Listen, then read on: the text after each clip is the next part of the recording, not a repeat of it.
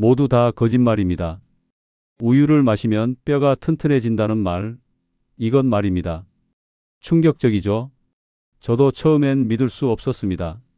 하지만 수십 년간 뼈 건강과 칼슘 흡수를 연구하면서 끔찍한 진실을 알게 됐습니다. 우유만 믿고 20년 넘게 꾸준히 우유를 마셔온 분들이 갑자기 계단에서 한 번 넘어지신 것뿐인데도 고관절이 산산조각 나기도 합니다. 왜 이런 일이 일어났을까요? 그것은 바로 우유의 칼슘 흡수율이 겨우 30%라는 것입니다. 예를 들어 100만큼 먹었어도 70 정도는 그냥 소변으로 빠져나가 버립니다. 그런데 대부분의 어르신들은 이 사실을 까맣게 모르고 매일 우유 2잔씩 마시면서 내 뼈는 안전하다고 착각하고 계시다는 겁니다. 이게 얼마나 위험한지 아십니까? 수많은 골절 사례를 분석하면서 한 가지 공통점을 발견했습니다. 저도 한때는 우유만 꾸준히 마시면 뼈는 저절로 튼튼해진다고 굳게 믿었습니다. 냉장고에 우유를 빼놓지 않았고 하루 2잔씩 마시는 게 당연한 일과였습니다. 하지만 수십 년 넘게 뼈 건강과 칼슘 흡수를 연구해온 박사로서 그 믿음이 꼭 옳지만은 않다는 걸 알게 됐습니다. 수십 년간 수많은 어르신들의 뼈 건강을 관찰하고 연구하면서 우유 신화가 얼마나 많은 분들을 잘못된 길로 이끌었는지 직접 목격했습니다. 우리 세대 대부분은 우유가 곧 뼈 건강이라고 배우며 살아왔습니다. 텔레비전 광고에서도 학교 급식에서도 어디서나 우유를 권했으니까요. 그런데 제 연구실로 찾아오시는 분들 중에는 이상한 경우가 많습니다. 우유를 하루 2잔씩 빠짐없이 마셨는데도 작은 충격에 뼈가 부러지는 분들이 늘어나고 있거든요. 왜 이런 일이 생기는 걸까요? 알고 보니 우유의 칼슘 흡수율은 고작 30%밖에 되지 않았습니다. 100을 먹어도 70은 그냥 몸 밖으로 빠져나가 버리는 것입니다. 오늘은 제가 직접 확인하고 실제로 많은 분들이 실천해서 효과를 본 진짜 뼈 회복 루틴을 알려드리려 합니다. 우유보다 훨씬 잘 흡수되고 마트에서 쉽게 구할 수 있는 음식들입니다. 이 영상을 끝까지 들으신다면 아침에 일어날 때마다 느끼던 허리 뻐근함이 사라질 수도 있습니다. 계단을 오를 때 무릎이 시큰거리던 불편함도 줄어들 것입니다. 섭취량보다 흡수 효율이 더 중요하다는 사실, 이제는 흡수 중심의 식탁으로 바꿔야 할 때입니다. 여러분은 지금 어떤 방법으로 칼슘을 챙기고 계신가요? 댓글로 알려주세요. 제 어머니도 평생 우유를 드셨습니다. 매일 아침 한 잔, 자기 전에 한 잔씩 빠뜨리지 않으셨습니다. 칼슘이 부족할 리 없다고 생각하셨죠. 그런데 75세 되시던 해에 작은 미끄러짐으로 손목이 부러지고 말았습니다. 검사를 받아보니 골밀도 수치가 생각보다 많이 낮았습니다. 칼슘 섭취량은 충분했지만 흡수가 제대로 안 됐던 것입니다. 그제야 저는 우유만 믿는 게 얼마나 위험한지 깨달았습니다. 77세 박정부님의 경우도 비슷했습니다. 그분은 젊었을 때부터 우유를 좋아하셨습니다. 매일 아침 저녁으로 빠뜨리지 않고 드셨다고 합니다. 그런데 장을 보러 시장에 갔다가 바닥이 조금 미끄러웠는데 그만 손을 짚으면서 손목이 부러지고 말았습니다. 검사 결과를 보고 충격을 받으셨습니다. 정작 중요한 건 몸이 얼마나 받아들이느냐였던 것입니다. 그 후로 박정부님은 식습관을 완전히 바꾸셨습니다. 우유는 하루 한 잔 정도만 드시고 대신 흡수율이 높은 다른 음식들을 챙기기 시작하셨습니다. 식사 때마다 통깨를 넣고 깻잎 반찬을 꼭 올리고 간식으로는 뱅어포를 조금씩 드셨습니다. 석 달쯤 지나니까 아침에 일어날 때 허리가 덜 뻐근하더랍니다. 6개월쯤 지난 지금은 장 보러 시장을 한 바퀴 돌아도 다리가 덜 아프다고 하십니다. 혹시 아직 구독과 좋아요를 누르지 않으셨다면 지금 바로 눌러주세요. 이 채널은 여러분의 건강한 노년을 응원합니다. 오늘 이 영상에서 말씀드릴 내용은 여러분의 뼈 건강 관리 방식을 완전히 바꿀 수 있는 중요한 지혜가 될 것입니다. 끝까지 보지 않으시면 가장 중요한 실천법을 놓치게 됩니다. 마지막에 나올 단 하나의 습관이 모든 것을 바꿀 수 있습니다. 이 이야기를 끝까지 듣고 실천하셔야만 진정한 변화를 경험할 수 있습니다. 뼈 건강은 얼마나 먹었느냐보다 얼마나 흡수되었느냐가 핵심입니다. 우유 한 컵에 들어있는 칼슘이 300mg이라고 해도 실제로 몸이 쓸 수 있는 건 그중 100mg도 안 됩니다. 반면 흡수율이 높은 음식을 200mg만 먹어도 150mg 가까이 활용할 수 있습니다. 숫자만 봐도 차이가 확연합니다. 여러분의 식습관을 바꾸는 작은 실천만으로도 충분히 일어날 수 있는 일입니다. 그래서 이제는 우리 일상에서 칼슘 흡수를 방해하는 요인들과 흡수를 돕는 영양소들을 하나씩 짚어보겠습니다. 칼슘제를 챙겨 먹고 우유도 마시고 멸치도 먹는데 왜 여전히 뼈가 약해지는 걸까요? 많은 분들이 양이 부족하다고 생각하십니다. 그래서 칼슘제를 한 알에서 두 알로 늘리고 우유도 3잔씩 마시려고 애쓰십니다. 하지만 진짜 문제는 양이 아니라 이용률에 있습니다. 칼슘은 입으로 들어와서 장에서 흡수되고 혈액을 타고 뼈까지 이동해야 비로소 제 역할을 하는데 이 과정 중 어느 하나라도 막히면 아무 소용이 없거든요. 칼슘이 장에서 제대로 흡수되려면 몇 가지 조건이 필요합니다. 첫째는 비타민 D입니다. 비타민 D가 없으면 칼슘이 장벽을 통과하지 못합니다. 우리나라 보건복지부 자료에 따르면 65세 이상 어르신 10명 중 7명이 비타민 D 부족 상태라고 합니다. 많은 분들이 실내에서 창문 너머로 들어오는 햇살을 쬐면서 비타민 D를 만들고 있다고 생각하십니다. 하지만 유리는 자외선을 막습니다. 자외선이 피부에 닿아야 비타민 D가 만들어지는데 창문 안에서 아무리 오래 앉아 있어도 비타민 D는 생성되지 않습니다. 반드시 밖에 나가서 직접 햇볕을 쬐어야 합니다. 팔이나 다리 일부만 햇볕에 노출시켜도 충분합니다. 하루 15분에서 20분이면 됩니다. 70세 이도영님은 정말 열심히 사셨습니다. 칼슘제를 하루 3번 챙겨 드셨고 우유도 빠뜨리지 않으셨습니다. 그런데 검사를 받아보니 골밀도 수치가 전혀 나아지지 않았습니다. 도대체 뭐가 문제인지 답답하셨습니다. 알고 보니 칼슘 흡수를 돕는 영양소들이 부족했던 것입니다. 특히 비타민 D가 많이 낮았습니다. 이도영님은 관절이 안 좋아서 밖에 잘 안 나가셨거든요. 집에서만 생활하다 보니 햇볕을 거의 못 쬐셨던 것입니다. 그때부터 작은 변화를 시작하셨습니다. 점심을 드신 후에 꼭 15분씩 밖에 나가기로 하셨습니다. 멀리 갈 필요도 없이 아파트 단지 안을 천천히 걷는 것만으로도 충분했습니다. 팔을 걷고 햇볕을 직접 쬐면서요. 한 달쯤 지나니까 허리가 조금 덜 뻐근하더랍니다. 2달째 되니까 아침에 일어날 때 몸이 한결 가벼웠습니다. 3달쯤 지난 지금은 예전에 느꼈던 허리 통증이 거의 절반으로 줄었다고 하십니다. 둘째는 비타민 C입니다. 이건 칼슘을 뼈에 단단히 붙여주는 역할을 합니다. 서울대학교 연구팀이 발표한 자료를 보면 비타민 C가 부족한 경우 칼슘 섭취량이 충분해도 골밀도가 낮게 나타난다고 합니다. 비타민 C는 뼈를 구성하는 콜라겐 합성에 필수적이기 때문입니다. 콜라겐이 뼈의 기둥이라면 칼슘은 시멘트라고 할 수 있는데 기둥이 약하면 아무리 시멘트를 부어도 단단해지지 않습니다. 비타민 C는 귤이나 키위, 파프리카, 브로콜리처럼 쉽게 구할 수 있는 과일과 채소로 채울 수 있습니다. 식사 후 디저트로 귤 1개를 드시거나 샐러드에 파프리카를 넣는 것만으로도 충분합니다. 73세 김순자님은 칼슘제를 열심히 드셨지만 무릎 통증이 계속됐습니다. 과일을 잘 안 드시는 편이셨거든요. 제가 식사 후에 귤을 1개씩 드시라고 권했더니 처음에는 귀찮아 하셨습니다.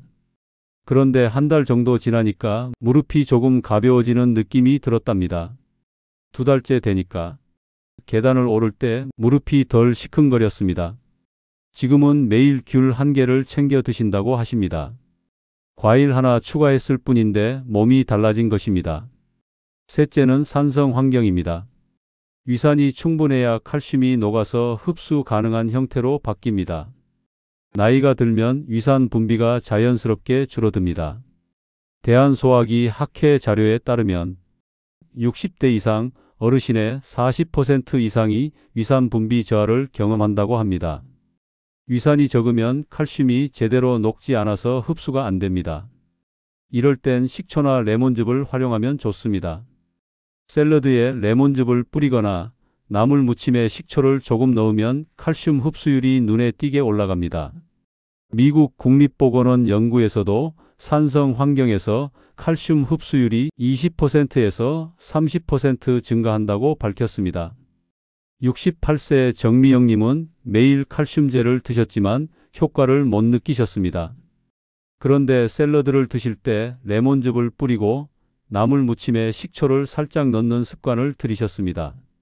처음에는 시큼한 맛이 낯설었는데 금방 익숙해졌답니다. 오히려 입맛이 돌아서 음식이 더 맛있게 느껴졌습니다.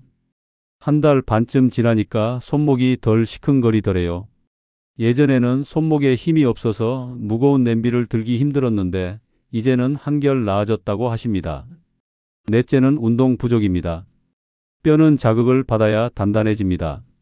가만히 앉아만 있으면 뼈는 점점 약해집니다. 몸이 뼈가 필요 없다고 판단하기 때문입니다. 반대로 걷거나 계단을 오르내리는 등 체중이 실리는 운동을 하면 뼈는 자극을 받아서 더 단단하게 변합니다. 건강보험 심사평가원 자료를 보면 하루 30분 이상 걷는 사람은 그렇지 않은 사람보다 골절 위험이 40% 낮다고 합니다. 칼슘이 뼈에 쌓이려면 뼈에 자극이 있어야 하거든요. 격한 운동일 필요는 없습니다. 가볍게 걷는 것만으로도 충분합니다. 69세 문영호님은 지난해 여름부터 점심 식사를 마친 뒤에 꼭 20분씩 공원을 걷기로 하셨습니다. 처음에는 정말 힘들었습니다. 무릎도 아프고 숨도 차고 귀찮기도 했습니다. 하지만 매일 같은 시간에 나가다 보니 습관이 됐습니다. 비가 오는 날에는 아파트 복도를 걸으셨습니다. 중요한 건 매일 꾸준히 하는 것이었으니까요.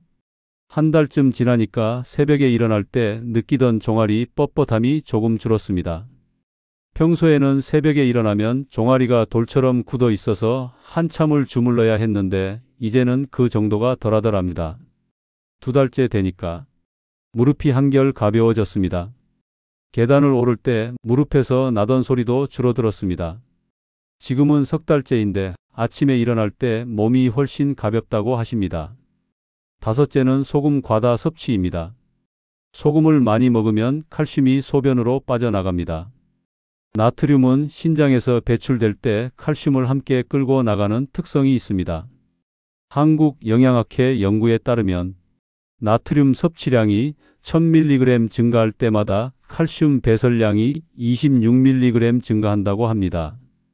우리나라 어르신들의 평균 나트륨 섭취량은 권장량의 2배가 넘습니다. 국이나 찌개를 자주 드시고 김치나 장아찌 같은 짠 음식을 좋아하시니까요. 칼슘을 아무리 많이 섭취해도 소금을 많이 먹으면 그만큼 빠져나가 버립니다. 71세 송명희님은 국을 정말 좋아하셨습니다. 매 끼니마다 국 한 그릇은 꼭 드셨습니다. 칼슘제도 열심히 드셨는데 골밀도가 계속 낮았습니다. 알고 보니 나트륨 섭취량이 너무 많았던 것입니다. 그래서 국물을 조금만 드시고 김치도 덜 짜게 담그기 시작하셨습니다. 반찬도 간을 약하게 하셨습니다. 처음에는 음식이 싱겁게 느껴졌는데 한 달쯤 지나니까 오히려 재료 본연의 맛이 느껴져서 좋더랍니다. 2달째 되니까 손과 발이 덜 붓는 느낌이 들었습니다. 3달 뒤 검사를 받아보니 골밀도 수치가 조금씩 올라가고 있었습니다. 6째는 인스턴트 식품입니다. 라면이나 과자, 햄 같은 가공식품에는 인산염이 많이 들어 있습니다. 인산염은 칼슘과 결합해서 체외로 배출되는 특성이 있습니다. 식품의약품안전처 자료를 보면 인산 섭취가 과다하면 칼슘 흡수가 최대 50%까지 감소한다고 합니다. 라면을 자주 드시거나 간식으로 과자를 많이 드시는 분들은 아무리 칼슘을 챙겨도 효과를 보기 어렵습니다. 66세 한영수님은 라면을 정말 좋아하셨습니다. 일주일에 3-4번은 드셨습니다. 간식으로 과자도 자주 드셨습니다. 칼슘제를 열심히 드셨는데도 무릎이 계속 아프셨습니다. 제가 인스턴트 식품을 줄이라고 권했더니 처음에는 어렵다고 하셨습니다. 그런데 라면 대신 칼국수나 수제비를 드시고 과자 대신 견과류나 과일을 드시기 시작하셨습니다. 한 달쯤 지나니까 속이 편해지더랍니다. 두 달째 되니까 무릎이 조금 가벼워지는 느낌이 들었습니다. 지금은 가끔 라면이 생각나지만 참을 만하다고 하십니다. 일곱째는 카페인 과다입니다. 커피나 녹차를 많이 마시면 칼슘 배출이 증가합니다. 카페인은 이뇨 작용을 촉진해서 칼슘을 소변으로 빠져나가게 만듭니다. 대한골대사학회 연구에 따르면 하루 커피 3잔 이상 마시는 사람은 골절 위험이 20% 증가한다고 합니다. 커피를 좋아하시는 분들이 많은데 하루 한 잔에서 2잔 정도로 제한하시는 게 좋습니다. 67세 최동욱님은 커피를 정말 좋아하셨습니다. 아침에 한 잔, 점심에 한 잔, 오후에 한 잔, 저녁에도 한 잔 드셨습니다. 칼슘제도 드셨는데 허리가 계속 아프셨습니다. 커피를 줄이라고 했더니 힘들다고 하셨습니다. 그래서 하루 2잔으로만 줄여보라고 권했습니다. 아침과 점심 후에만 드시고 오후와 저녁에는 물이나 보리차를 드시기로 하셨습니다. 한 달쯤 지나니까 밤에 소변 보러 일어나는 횟수가 줄었습니다. 2달째 되니까 허리가 조금 덜 뻐근하더랍니다. 지금은 커피 2잔에 만족하신다고 합니다. 흡수를 돕는 조합을 만드는 건 생각보다 어렵지 않습니다. 점심을 드신 뒤 햇볕 아래서 15분만 걸어 보십시오. 그리고 깻잎 무침이나 샐러드를 만들 때 레몬즙을 살짝 뿌려 보십시오. 식사 후 디저트로 귤 1개를 드시고요. 이렇게 작은 습관들이 모이면 칼슘이 훨씬 잘 붙습니다. 여러분이 지금까지 열심히 챙겨 드신 칼슘제와 우유가 비로소 제 역할을 하게 되는 것입니다. 그럼 이제 우리 식탁 위에서 쉽게 찾을 수 있는 칼슘 보물들을 하나씩 알아보겠습니다. 우유 대신 뭘 먹어야 하나요? 이게 제가 가장 많이 받는 질문입니다. 사람들은 흔히 비싸고 특별한 음식을 떠올립니다. 수입산 치즈나 영양제 또는 건강식품 가게에서 파는 특별한 분말 같은 것 말입니다. 하지만 답은 멀리 있지 않습니다. 우리 식탁 위에 이미 놓여 있는 평범한 3가지 음식이 바로 그 해답입니다. 통깨, 깻잎, 그리고 뱅어포입니다. 먼저 통깨부터 이야기해 볼까요? 깨는 우리가 거의 매일 먹는 식재료입니다. 국에 뿌리고 나물에 넣고 밥에 비벼 먹기도 합니다. 그런데 대부분 볶은 깨를 사용합니다. 볶으면 고소하니까요. 하지만 뼈 건강을 생각한다면 통깨를 껍질째 먹어야 합니다. 깨 껍질에 칼슘이 집중되어 있거든요. 껍질을 벗긴 깨는 고소하지만 칼슘은 거의 남아있지 않습니다. 한국영양학회 식품성분표를 보면 통깨 한 숟가락에는 우유 반 컵만큼의 칼슘이 들어있고 흡수율도 훨씬 높습니다. 게다가 통깨에는 마그네슘과 아연도 풍부해서 칼슘이 뼈에 더 잘 붙도록 도와줍니다. 밥을 지을 때 통깨를 한 숟가락 넣으면 밥이 지어지면서 깨가 자연스럽게 섞입니다. 고소한 맛도 나고 칼슘도 챙길 수 있어서 일석이조입니다. 74세 최명자님은 작년 봄부터 이 방법을 실천하셨습니다. 아침에 밥을 지을 때 통깨를 한 숟가락 넣으셨습니다. 처음 한 달은 큰 변화를 느끼지 못하셨습니다. 그냥 맛있는 밥 하나 늘어난 것 같았습니다. 그런데 2달째 접어들면서 무릎이 조금 가벼워지는 느낌이 들었습니다. 계단을 오를 때 무릎이 덜 시큰거렸습니다. 3달째 되니까 아침에 일어날 때 허리를 펼 때의 뻐근함이 많이 줄었습니다. 지금은 6개월째인데 예전에는 장을 보고 오면 다리가 너무 아파서 한참 쉬어야 했는데 이제는 훨씬 괜찮다고 하십니다. 다음은 깻잎입니다. 깻잎은 쌈으로도 먹고 무침으로도 먹는 친숙한 채소입니다. 그런데 깻잎에는 비타민 K가 아주 많이 들어 있습니다. 비타민 K는 칼슘을 뼈에 단단히 고정시켜주는 역할을 합니다. 칼슘이 혈액 속에서 떠돌다가 다시 빠져나가지 않도록 뼈에 붙잡아 두는 것입니다. 농촌진흥청 자료를 보면 깻잎 10장 정도면 하루에 필요한 비타민 K를 거의 다 채울 수 있다고 합니다. 게다가 깻잎에는 철분과 베타카로틴도 풍부해서 혈액순환에도 도움이 됩니다. 깻잎을 쌈으로 먹기도 하고 간장에 살짝 묻혀서 반찬으로 드시면 좋습니다. 여기서 중요한 건 짜지 않게 무치는 것입니다. 소금이 많으면 칼슘이 빠져나가니까요. 70세 박순남님은 깻잎을 좋아하셨는데 늘 짜게 무치셨습니다. 그런데 간을 약하게 하고 레몬즙을 조금 뿌려서 무치기 시작하셨습니다. 처음에는 맛이 싱겁다고 하셨는데 한 달쯤 지나니까 오히려 깻잎 본연의 향이 더 잘 느껴진다고 하셨습니다. 2달째 되니까 손목이 덜 시큰거리더랍니다. 예전에는 빨래를 넣을 때 손목에 힘이 없어서 힘들었는데 이제는 한결 나아졌다고 하십니다. 마지막으로 뱅어포입니다. 뱅어포는 작은 생선을 통째로 말린 건데 뼈까지 다 먹을 수 있습니다. 멸치도 좋지만 뱅어포는 더 부드럽고 비린내도 적어서 간식처럼 먹기 좋습니다. 생선뼈에는 칼슘뿐 아니라 인과 마그네슘도 들어있어서 뼈를 구성하는 미네랄을 균형 있게 채울 수 있습니다. 국립수산과학원 자료를 보면 뱅어포는 오메가3 지방산도 풍부해서 염증을 줄여주고 관절 건강에도 좋다고 합니다.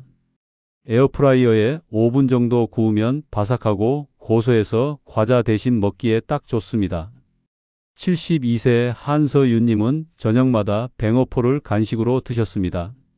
과자 대신 뱅어포를 드시니까 입도 심심하지 않고 칼슘도 챙길 수 있었습니다. 한 달쯤 지나니까 잠을 잘 때 종아리가 덜 당기더랍니다. 예전에는 밤에 종아리가 자주 쥐가 났는데 이제는 그런 일이 거의 없어졌다고 하십니다. 2달째 되니까 무릎도 한결 가벼워졌습니다.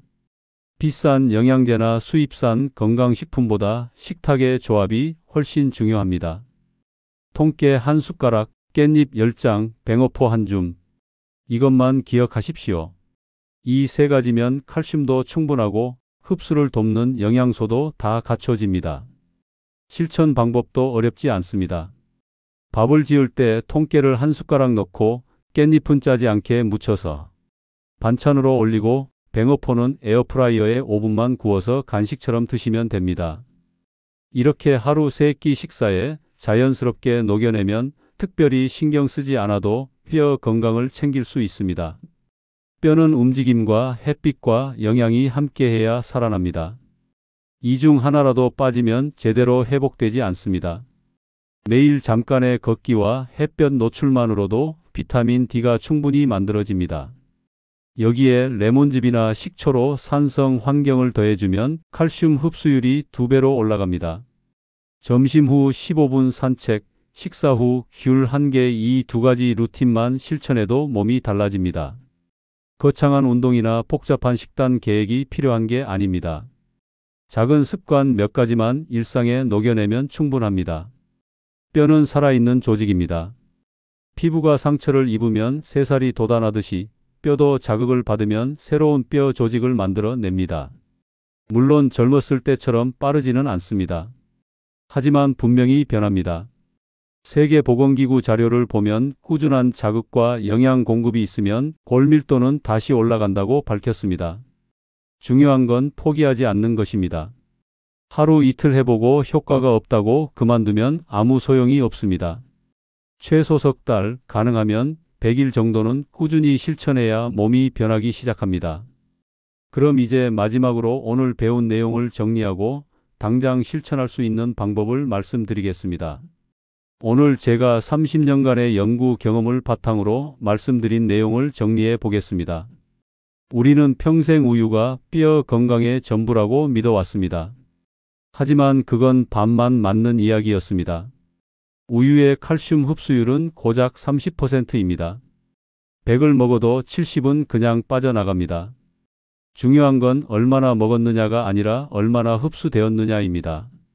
잘못 관리했을 때 어떤 일이 벌어지는지 볼까요? 우유만 믿고 다른 건 신경 쓰지 않으면 골밀도는 계속 낮아집니다.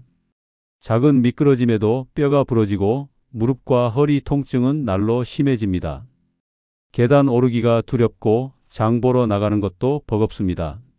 손주들과 놀아주고 싶어도 몸이 따라주지 않습니다. 이건 단순히 나이 탓이 아닙니다. 흡수율을 무시한 결과입니다. 반대로 제대로 관리하면 어떻게 될까요?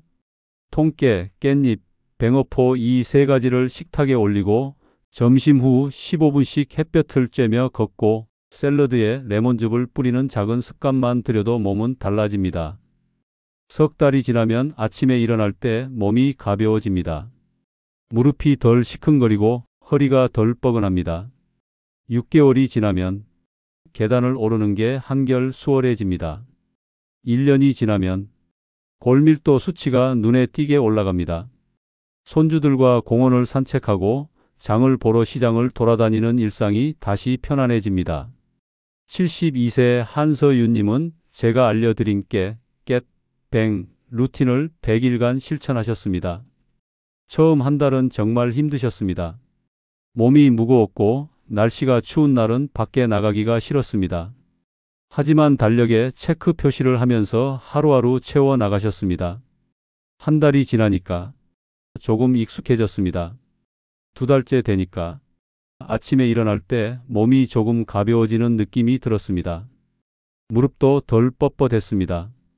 3달째, 그러니까 90일쯤 됐을 때 확실한 변화를 느끼셨습니다. 계단을 오를 때 무릎이 훨씬 가벼웠고 허리를 숙였다 펼 때의 불편함도 많이 줄었습니다. 100일째 되는 날 손주들과 함께 봄 소풍을 가셨습니다. 공원을 한참 걸었는데 예전 같았으면 금방 지쳐서 벤치에 앉아 있었을 텐데 이번에는 손주들 따라다니면서 놀 수 있었습니다. 오래 걷고도 숨이 덜 찼고 다리도 덜 아팠습니다. 지금은 150일이 넘었는데 아침에 일어날 때의 뻐근함은 거의 사라졌고 무릎도 훨씬 좋아졌다고 하십니다. 골밀도 검사를 다시 받아보니 수치가 조금씩 올라가고 있었습니다. 하루하루는 작아 보여도 100일이 모이면 확실히 달라집니다. 뼈는 나이를 따지지 않습니다. 꾸준한 자극에 반응할 뿐입니다. 70대든 80대든 상관없습니다. 오늘부터 시작하면 석 달 뒤에는 분명히 몸이 달라져 있을 것입니다. 오늘 당장 실천할 수 있는 단 하나의 제안을 드리겠습니다. 냉장고에 100일 체크표를 붙여 보십시오. 매일 실천한 날에는 동그라미를 하나씩 그려 나가는 것입니다. 그 작은 동그라미들이 모여서 여러분의 뼈를 다시 단단하게 만들어 줄 것입니다. 오늘의 한 숟가락이 내년의 걸음걸이를 지킵니다. 지금 당장은 큰 변화가 느껴지지 않을 수도 있습니다. 하지만 석 달 뒤, 6개월 뒤, 1년 뒤를 생각해 보십시오. 그때 여러분은 지금보다 훨씬 가볍고 튼튼한 몸으로 걷고 있을 것입니다. 손주들과 공원을 산책하고 장을 보러 시장을 돌아다니고 계단을 오르내리는 일상이 다시 편안해질 것입니다. 그 미래는 오늘 여러분이 무엇을 선택하느냐에 달려 있습니다. 무릎 통증, 어깨 통증으로 고생하시는 분들이 많으신데 간단한 운동과 식습관만으로도 충분히 좋아질 수 있습니다. 놓치지 말고 꼭 보십시오. 뼈 건강은 절망이 아니라 관리의 기술입니다. 우유만 믿고 살아온 세월을 탓할 필요 없습니다. 지금부터 바꾸면 됩니다. 우유보다 더 잘 흡수되는 음식들은 이미 우리 곁에 있습니다. 통깨, 깻잎, 뱅어포 이 세 가지만 식탁에 올려도 칼슘은 충분히 채워집니다. 여기에 점심 후 15분 걷기, 샐러드에 레몬즙 뿌리기, 식사 후 귤 한 개, 이런 작은 습관들을 더하면 몸은 반드시 변합니다. 70대도 80대도 늦지 않았습니다. 오늘부터 한 걸음씩 실천해 보십시오. 내년 봄에는 더 가볍고 강한 걸음으로 공원을 걷는 자신을 만나게 되실 것입니다. 그날을 위해 오늘 하루 한 숟가락의 통깨를 밥에 넣어 보십시오. 항상 건강하세요. 여러분은 오늘부터 어떤 습관을 시작하실 건가요? 댓글로 다짐을 남겨주세요.